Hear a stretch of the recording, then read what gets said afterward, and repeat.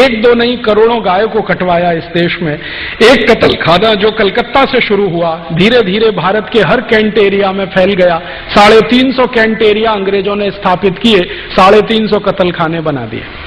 गांधी जी इन्हीं की खिलाफत करते थे अंग्रेजों के जमाने में। गांधी जी को बार बार लगता था कि ये कत्ल खाने बंद होने चाहिए। और गांधी जी के पहले एक और बहुत महान व्यक्ति हुए इस देश में जिनको बहुत पीड़ा होती थी इन कत्ल खानों के चलने से। उनका नाम था स्वामी दयानंद सरस्वती, जिन्होंने आर्य समाज की स्थापना की।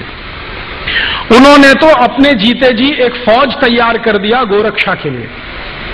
स्वामी दयानंद सरस्वती ने एक संगठन बना दिया जिसका नाम आर्य समाज, आज तक जीवित है। 125 वर्ष पुराना संगठन है, कांग्रेस से भी पुराना संगठन है। कांग्रेस जो राजनीतिक दल है ना, उससे पहले का ये आर्य समाज है। इसका एक ही काम था, गोरक्षा करना। और इस आर्य समाजी संगठन ने पूरे देश के नौजवानों को ऐसा चार्ज कर दिया था कि भारत के 7,32,000 गांवों में हर जगह गोरक्षा समिति बन गई थी।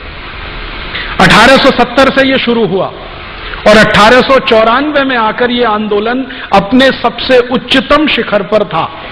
और 94 में जब यह आंदोलन उच्चतम शिखर पर था तो भारत के हिंदू, मुसलमान, सिख, ईसाई, जैन, पारसी, बौद्ध सब मिलकर गोरक्षा में लगे हुए थे। और अंग्रेजों के सामने एक प्रश्न खड़ा कर दिया था कि एक भी गाय कटेगी तो अंग्रेजों की खैर नहीं। तो अंग्रेज घबरा गए थे।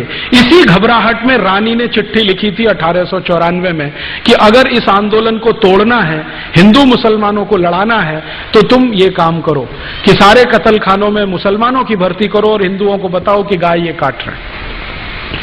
और जब ये खबर अंग्रेजों ने फैलाई, उसके बाद इस देश में हिंदू मुसलमानों के दंगे शुरू हो गए। मैं आपको विनम्रतापूर्वक बताना चाहता हूं कि 1894 के पहले इस देश में एक भी हिंदू मुस्लिम दंगा नहीं हुआ। पहला हिंदू मुस्लिम दंगा 1894 दिसंबर में हुआ, रानी की इस चिट्ठी के बाद। और उसके बाद लाइन लग गई दंगों की। फिर क्या हुआ?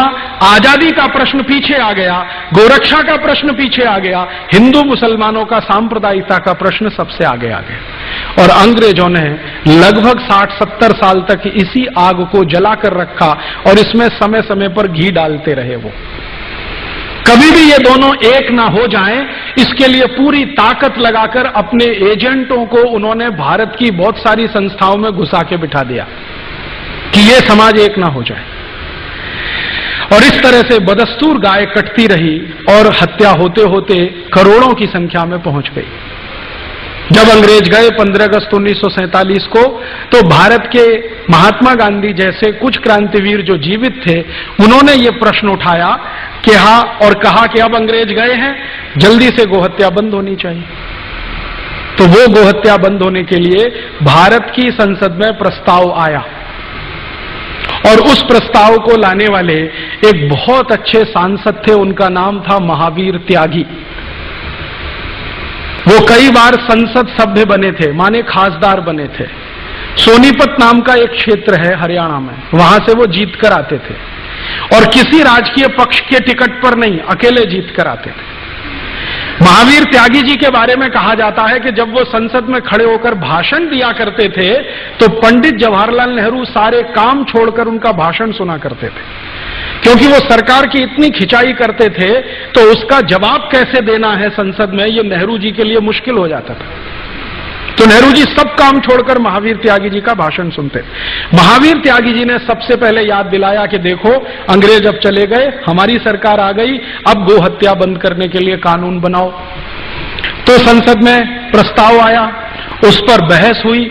महावीर त्यागी जी ने एक बहुत बड़ा काम किया कि अंग्रेजों की ये जो राजनीति थी हिंदू मुसलमानों को बांटने की गाय के प्रश्न पर, उसके सारे डॉक्यूमेंट्स पार्लियामेंट में उन्होंने डिस्ट्रीब्यूट किए कि देखो असलियत ये है, कोई मुसलमान गाय का मांस ज्यादा नहीं खाता और कोई मुसलमान गाय को कटवाना भी पसंद नहीं करता।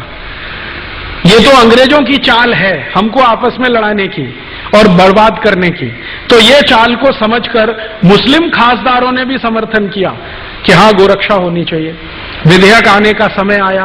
विधेयक के समय पर आप जानते हैं संसद का नियम यह है कि बहस जब पूरी हो जाती है तो वोट लिया जाता है, कौन किसके समर्थन में है। तो इस पर वोट का समय आया।